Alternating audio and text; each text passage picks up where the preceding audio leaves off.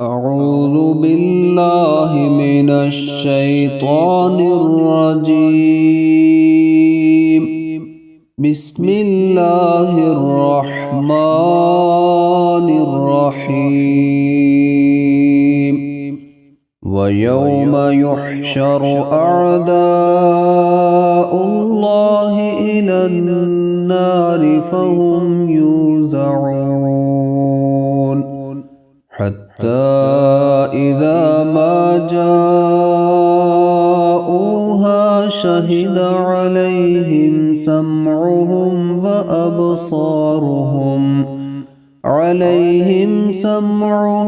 وأبصارهم وجلودهم بما كانوا يعملون. وقالوا لجلودهم لم شهدتم علينا؟ قالوا أنطقنا الله الذي أنطق كل شيء وهو خلقكم أول مرة وإليه ترجعون. وما كنتم تستترون أن يشهد عليكم سمعكم ولا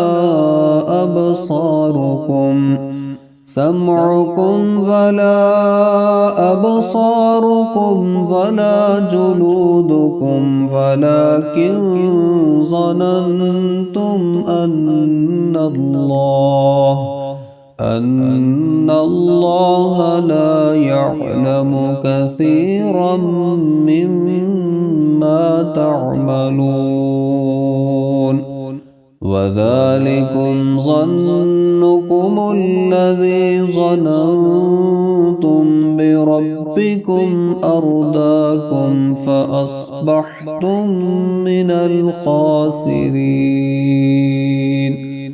فإن يصبروا فالنار مثوى لهم وإن يستعتبوا فما هم من المعتبين. وقيضنا لهم قرناء فزينوا لهم ما بين أيديهم وما خلفهم وحق عليهم القول في قد خلت من قبلهم من الجن والإنس